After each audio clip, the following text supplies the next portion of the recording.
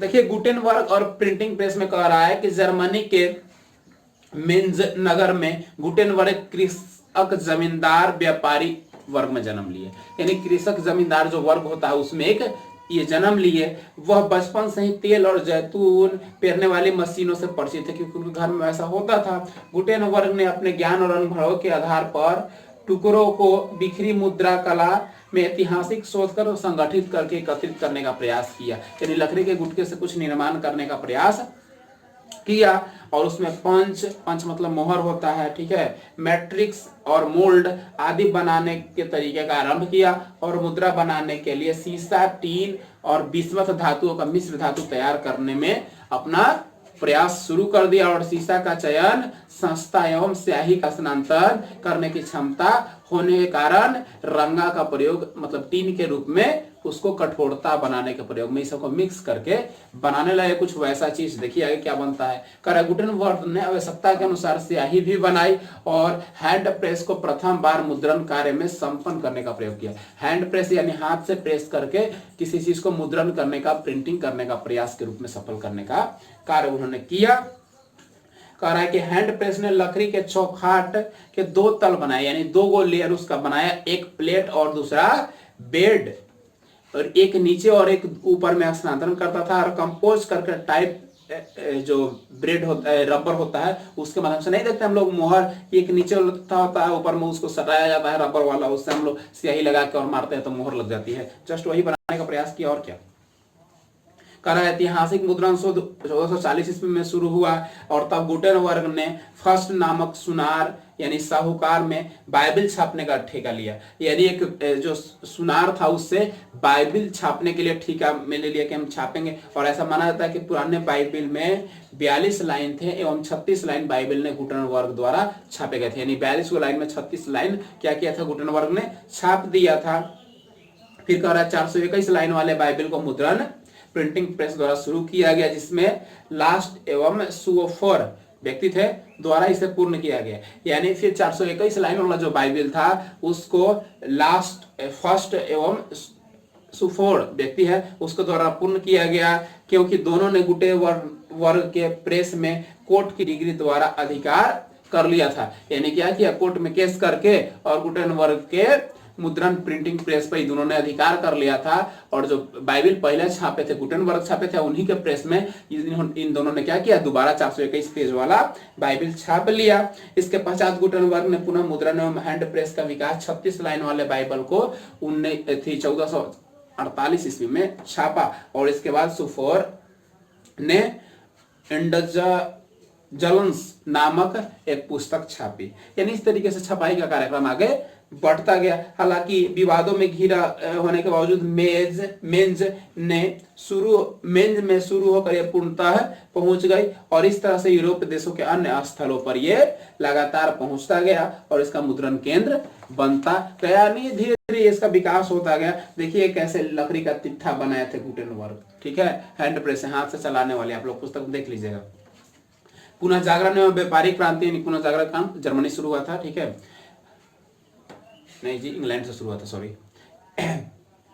कह रहा है कि विशिष्ट पहचान 1475 ईस्वी में सर विलियम कैक्टन मुद्रण कला को इंग्लैंड में ले गए और वहां वेस्ट मिंस्टर कस्बे में उनको पहला प्रेस स्थापित किया और पुर्तगाल में इसकी शुरुआत 1544 ईस्वी में हुई। यानी धीरे धीरे पूरे देशों में अन्य देशों में फैलता गया। अब मुद्रण क्रांति में कह रहा है कि बहुव्यापी आयाम का प्रभाव, कह रहा है कि छापने वाली कला की संख्या में वृद्धि होने के परिणाम स्वरूप पुस्तकों का निर्माण भी अत्यधिक होने लगा। 15वीं सदी के उत्तरार्ध में यानी 15वीं सदी के बीच में यूरोप के बाजार में 2 करोड़ पुस्तकें आ गईं और 16वीं सदी तक 20 करोड़ पुस्तकें आ गई। लगातार पुस्तकों की मांग बढ़ती गई, जिसके कारण लोगों का जुड़ाव ज्ञान, संस्था, सत्ता इत्यादि पर नजर जाता रहा और मुद्रा क्रांति ने के फलस्वरूप किताबें समाज के सभी तबकों में यानी सभी वर्ग में पहुंचने लगा और आसानी से लोग अपनी संस्कृति और सभ्यता के बारे में जानने लगे, उसके बारे में पढ़ने लगे, समझने लगे। पठन पाठन का विचार लोगों के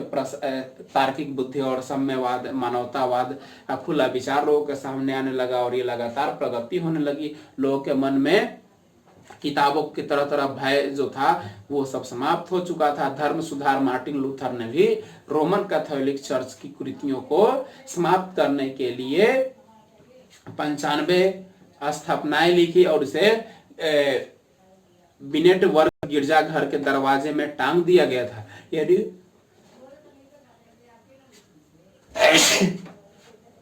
जो लोगों को तंग किया जाता था, जो उनको शोषण किया जाता था कुरान द्वारा, चर्च द्वारा, तो उसके विरुद्ध में क्या किए थे, विटेनबर्ग ने गिरजाघर के बारे में कुछ पंक्तियां लिखी थी, जिसके कारण उन्हें गिरजाघर के दरवाजे पर टांग दिया गया था, क्योंकि वह स्वतंत्र विचार के थे।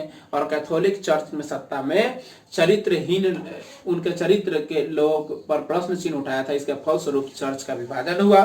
और यहाँ पे यानी जो चर्च में गलत होता था तो उसने चर्च के धर्म के विरुद्ध, चर्च के कैरेक्टर को विरुद्ध आवाज उठाया था, तो इसी के विरुद्ध उनको टांग दिया गया था, उनको मार दिया गया था।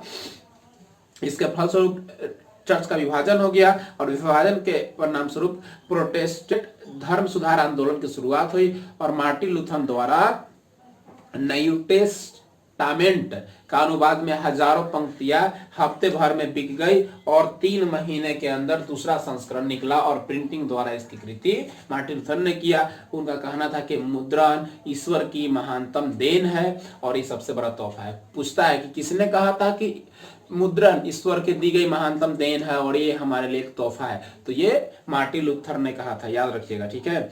इसके अपेक्षा कम पढ़े लिखे लोग धर्म के अलग अलग अफवाहों में फंसे हुए थे और बुद्धिजीवी तक बाइबिल की नई नई व्याख्या पहुंच रही थी। ईश्वर की दृष्टि में सभी लोग कैथोलिक चर्च की मानवता के विपरीत आने के बाद कैथोलिक चर्च के प्रति क्रूड हो गए, यानी उसके जो गलतियां थी उसको सब लोग तक पहुंचा, तो सभी लोग उसके बारे में पढ़कर जानकर क्या हो गए, कैथोलिक चर्च के प्रति क्रूड हो गए। अलग अलग संप्रदाय के चर्चों में देहाती क्षेत्रों में स्कूल स्थापित कर करीबन गरीब तबके के लोगों को शिक्षित किया गया, यानी सभी चर्च बंद कर दिए गए, उसमें स्कूल स्थापित किए गए और गरीब तबके के लोगों को पढ़ाया गया। इस कारण कह रहा है कि 60 से 80% तक हो गई और गांव में गरीबों तक किताबें, चेहरा बुक्स, पता नहीं क्या होता है, पंचांग, इतिहास की सारी किताबें, ये सब पहुंचाया गया। 18वीं सदी के प्रारंभ तक पत्र पत्रिकाओं के माध्यम से मनोरंजन की खबरें भी लोगों तक पहुंचाई जाने लगी। 18वीं सदी के मध्य तक मुद्रा की प्रगति होने के कारण लोग में ज्ञान का ही फैलाव हुआ और लोगों में निरंकुश सत्ता से लड़ने की ताकत आ गई और अपने विवेक, साहस, अंधविश्वास और निरंकुशवाद की आलोचना करके लोग रीति रिवाज के कसौटियों पर खरा उतरे और छपाई के बाद विवाद में नई संस्कृति ने जन्म लिया और पुराने परंपराओं के मूल्यों और संस्थाओं के कायदों को खत्म करके लोग अपने धर्म, आस्था और तार्किक कसौटी के दृष्टिकोण से विकसित करने लगे थे। यानी मुद्रा ने लोगों के सोच समझ, परिवर्तन, शिक्षा, सारी चीजों की परिवर्तन कर दी। अंधविश्वास से लोग बाहर निकलने लगे थे। अब तकनीकी विकास तो कह रहा है कि 18वीं सदी के अंत तक प्रेस धातु से बनने लगा था। 19वीं सदी में न्यूयॉर्क में रिचर्ड होम एम हो कि ने शक्ति से चलने वाली, बिजली से चलने वाली बेलनाकार प्रेस को बनाया और जो प्रति घंटे 8000 ताव को क्या कर सकता था, छाप सकता था। यानी क्या हो गया, अब इलेक्ट्रॉनिक यानी विद्युत से चलने वाली प्रिंटिंग प्रेस न्यूयॉर्क अमेरिका में बन गई, जो कि प्रत्येक घंटे 8000 पेज को छाप सकती थी। और 20वीं सदी के प्रारंभ में बिजली से चलने वाली छापखाने तेजी से काम शुरू हो गया और तकनीकी सुधार के कारण प्लेट की गुणवत्ता भी बेहतर हो गई। पेपर, रील और फोटो विद्युत यांत्रिक का प्रयोग करके अनेक पुस्तकें सस्ते दामों पर छपने लगे थे और लोगों को अब आसानी से ये मिलने लगी थी। भारत में प्रेस का विकास था। भारत में प्रेस के विकास के रूप में कह रहा है कि भारत में छापाखाना का विकास पांडुलिपि से तैयार हुआ। पांडुलिपि क्या है? पांडुलिपि पुरानी और समृद्ध परंपराओं से सांस्कृतिक और अरबी और फारसी साहित्यों के सुलेखन तरीका से परिचित देने वाली एक रचना है, जिसमें मजबूती प्रदान करने के लिए साजिल्द होता था, यानी उसका ऊपर का कवर होता था। फिर भी पांडुलिपि काफी नाजुक और महंगी होती थी। पांडुलिपि की लिखावट कठिन होने के कारण प्रचुरता से उपलब्ध नहीं हो पाई। पांडुलिपि पढ़ने में बहुत ही कठिन हुआ करती थी, इसीलिए सभी लोगों तक वो नहीं पहुंच पाई। इसी कारण से जनता तक पहुंचने में वो असंभव रहा। छापखाना के आविष्कार के भारत की तस्वीर बदल गई और प्रिंटिंग प्रेस ने भारत में पुर्तगालियों का ने 16वीं सदी में लाया था, यानी पुर्तगाली द्वारा भारत में प्रिंटिंग प्रेस लाया गया था, ठीक है। और इसने कोंकणी और कई भाषाओं में, कोंकणी कहाँ की भाषा है? कहाँ की भाषा जानते हैं आप लोग? नहीं, गोवा की भाषा है, कोकनी मांडवी नदी है, ठीक है। तो कैथोलिक पुजारियों ने 1597 ईस्वी में इसे तमिल भाषा में छापी और डच प्रोटेस्ट ने कई किताबें अनुमोदित की और भारत में समाचार पत्र भी 19वीं सदी तक महत्वपूर्ण रूप से छपने लगे। लोग अपने विचारों को फैलाने लगे, समाज सेवी संस्थाएं भी और समाज में हो रहे कुरीतियों के विरुद्ध भी देश प्रेम की जागृति के लिए भी लोग इसका प्रयोग करने लगे। समाचार पत्र की स्थापना कर रहा है कि आधुनिक भारत प्रेस में 1766 ईस्वी में विलियम बोल्ट्स ने प्रथम समाचार पत्र का प्रकाशन किया, परंतु ईस्ट इंडिया कंपनी उनके कार्यों को नुकसान हो इसलिए उन्हें इंग्लैंड भेज दिया और 1780 ईस्वी में जेम्स हिक्की ने बंगाल गजट का स्थापना किया। बंगाल गजट सबसे पहली भारत की पत्रिका है जो कि जेम्स हिक्की के द्वारा आरंभ किया गया था। हिक्की ने कंपनियों की आलोचना और अपराध की सजा भुगतनी पड़ी थी, यानी उसको सजा कंपनी सरकार ने दे दी थी। फिर कह रहा है कि नवंबर 1780 ईस्वी में इंडियन गजट द्वारा भारत मतलब प्रकाशित किया गया और 18वीं सदी के अंत में कलकत्ता में कैरियर और एसोसिएशन मिरर,